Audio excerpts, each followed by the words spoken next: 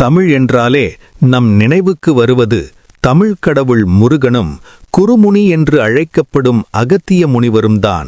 ஆனால் இவர்களுக்கு இடையில் இருந்த அந்த குரு சீடன் பந்தத்தை பற்றி உங்களுக்கு தெரியுமா? சிவபெருமானின் கட்டளைப்படி அகத்தியர் தென்னாடு வந்தபோது நடந்த ஒரு சுவாரஸ்யமான சம்பவத்தை பற்றித்தான் இந்த வீடியோவில் பார்க்கப் போகிறோம்.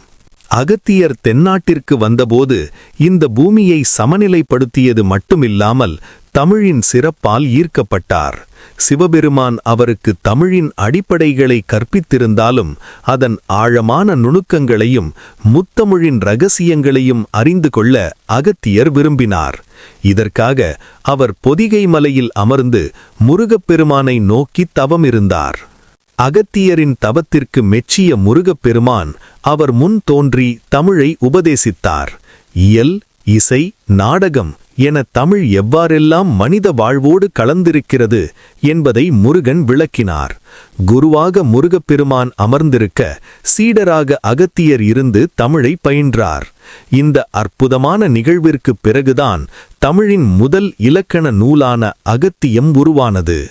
இது மட்டுமல்ல, அகத்தியர் தெற்கு நோக்கி வரும்போது வழியை மறைத்து நின்ற கிரௌஞ்சமலை எனும் அசுரனை அழிக்க முருகப்பெருமான் தனது ஞானவேலை ஏவி வழி ஏற்படுத்தி கொடுத்தார். இப்படி அகத்தியரின் ஒவ்வொரு அடியிலும் முருகனின் அருள் துணை நின்றது.